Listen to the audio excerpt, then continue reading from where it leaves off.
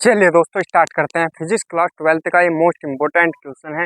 दोस्तों अगर आप बोर्ड की तैयारी कर रहे हैं तो आपके लिए हमारा चैनल सबसे बेस्ट है, क्योंकि हम आपको देते हैं एग्जाम टाइम से पहले एक स्पेशल सीरीज, जिसमें हम आपको बताते हैं वे क्वेश्चन जो बोर्ड में हर साल रिपीट किए जा रहे हैं या 1 साल या 2 साल छोड़कर लगातार रिपीट किए जाते हैं। हम आपको हर क्वेश्चन का ईयर भी बताएंगे कि कौन सा क्वेश्चन कितनी बार बोर्ड में रिपीट किया जा चुका है। तो दोस्तों इससे क्या होगा, आपका टाइम बच सकेगा और आप बहुत कम टाइम में पढ़कर बोर्ड में धमाल मचा सकते हैं। तो चलिए स्टार्ट करते हैं इस क्वेश्चन को। क्या है, समांतर प्लेट संधारित्र की धारिता का व्यंजक व्युत्पन्न कीजिए, उसकी धारिता को किस प्रकार बढ़ाया जा सकता है। ठीक, ये क्वेश्चन है, बदल के भी आता है, कभी कभी ये भी आ जाएगा कि एक समांतर प्लेट संधारित्र की धारिता का सूत्र स्थापित कीजिए, ऐसा भी आ सकता है। तो कई तरीके से क्वेश्चन आवा है, ठीक है। तो चलिए इसका करते हैं सॉल्यूशन। पहले से देख लेंगे चित्र को। ये P1 और P2 दो क्या है, प्लेट है, सिंपल प्लेट, और इसका कितना है आवेश प्लस क्यू और इसका माइनस क्यू। ठीक है, ये इनके यहाँ के बीच की दूरी कितनी है प्लेटों के, D। ठीक है, बस इतना याद रखना और ये चित्र बना लेना, सिंपल ही है, ज़्यादा हार्ड नहीं है। ठीक है, अब इसका करेंगे हम सॉल्यूशन। ठीक है, ये यहाँ देखना, या प्लस प्लस प्लस प्लस, ये माइनस माइनस माइनस। ठीक है,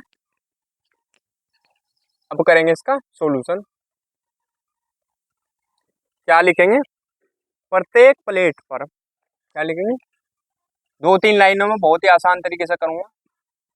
प्रत्येक प्लेट पर, मॉडल और बुक में बहुत बड़ा दे रखा हो तो वो सब लिखने की जरूरत नहीं है, जो मैं लिखवा रहा बस वो लिखना। प्रत्येक प्लेट पर आवेश का पृष्ठ घनत्व, आवेश का पृष्ठ घनत्व सिग्मा बराबर क्यू बटे ए। क्या होता है, प्रत्येक पृष्ठ पर आवेश का पृष्ठ घनत्व सिग्मा बराबर क्यू बटे ए, ये होता है। ठीक है, और अब हमारे पास होता है अगला सूत्र लिखेंगे हम,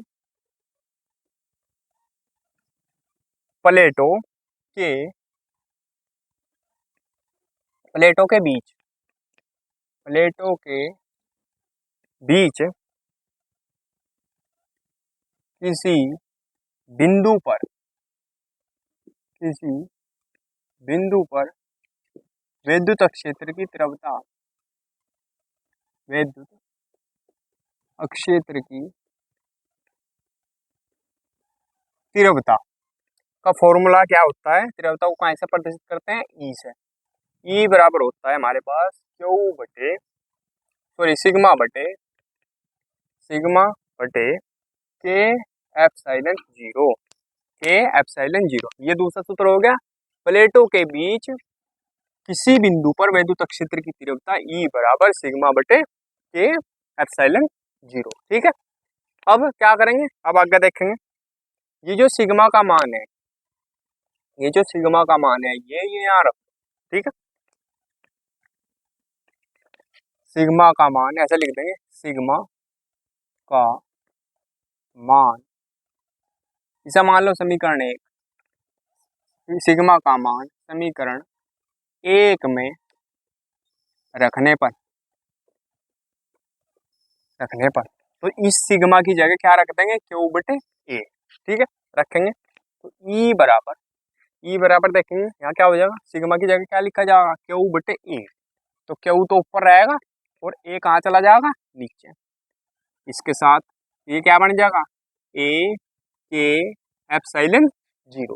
ठीक है, या के पहले लिख दो ए बाद में लिख दो, कोई फर्क नहीं पड़ता, गुणा में चेंज होगा। ठीक है, तो ये क्या बन गई, इक्वेशन नंबर 2। इसे क्या मान लिया हमने, इक्वेशन नंबर 2। ठीक है, अब क्या करेंगे, अब लिख देंगे एक लाइन और, माना माना दो प्लेटों के बीच विभवांतर V वोल्ट है, V वोल्ट है, V वोल्ट है, तब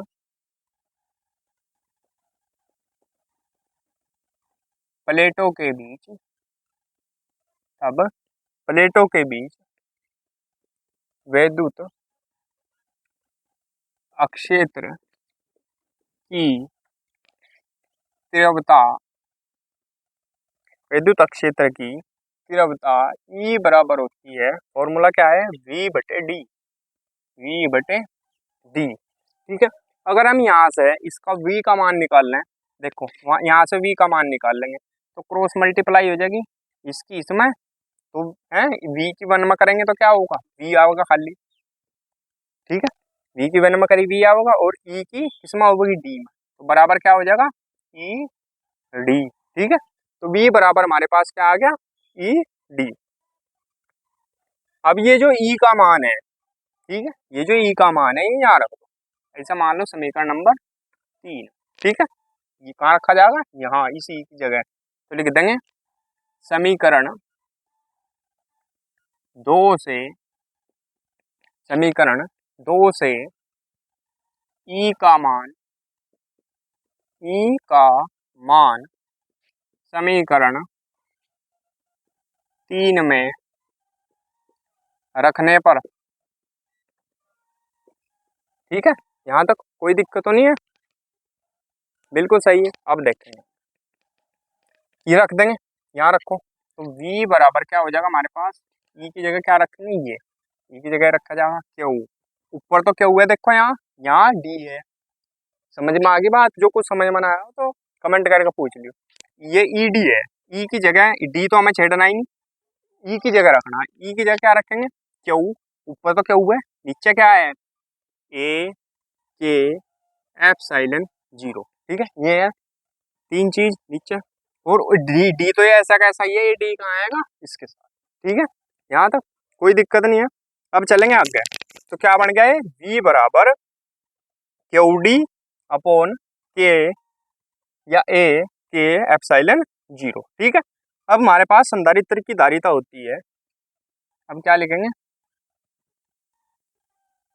संधारित्र की धारिता, दिख रहा है नीचे बिल्कुल, हाँ, धारिता क्या होती है, सी बराबर, सी बराबर क्यू बटे वी, क्या होती है, क्यू बटे वी।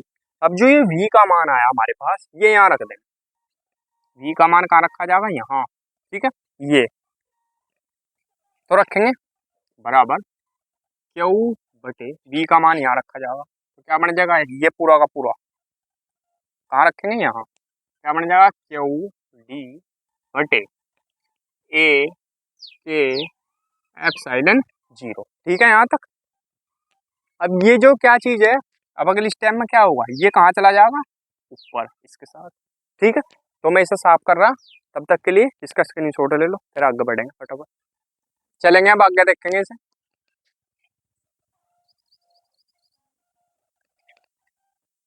देखेंगे ये ऊपर चला जाएगा तो क्या हो जाएगा, सी बराबर, ये ऊपर चला जाएगा इसके ऊ के पास, क्यू ए ए के एप्सिलॉन जीरो। ठीक है, ये कहाँ चले गए, इसके क्यू के पास आ गए, अपोन नीचे क्या बचा, क्यू और डी। ठीक है, क्यू से क्यू कट गया, क्या आ गया, सी बराबर ए के एप्सिलॉन जीरो बटे डी। ठीक है, यही हो जाएगा संधारित्र की धारिता का व्यंजक। मात्रा क्या लगेगा, फैराड। अब इसमें और क्या चीज पूछी, इसकी धारिता को किस प्रकार बढ़ाया जा सकता है, तो लिखेंगे समांतर प्लेट संधारित्र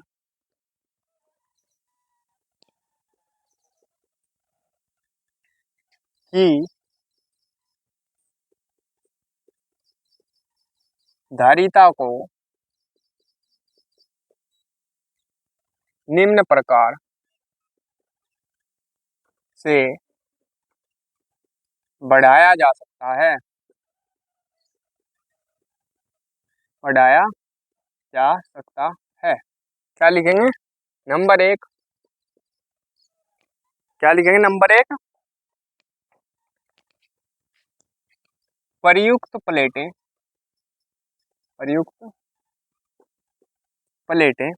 अधिक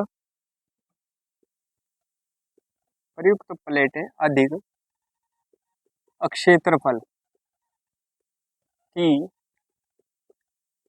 होनी चाहिए।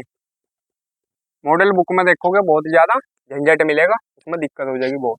नंबर 2 क्या लिखेंगे, 2-3 पॉइंट लिखवा रहा है, लिख लें। प्लेटों के बीच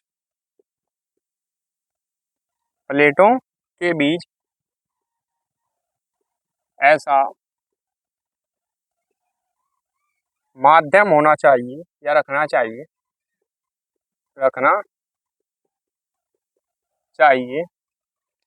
जिसका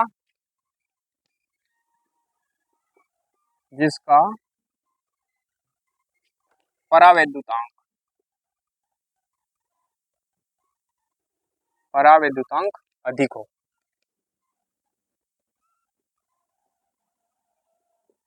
ठीक है। और नंबर 3 एक पॉइंट और लिख लो,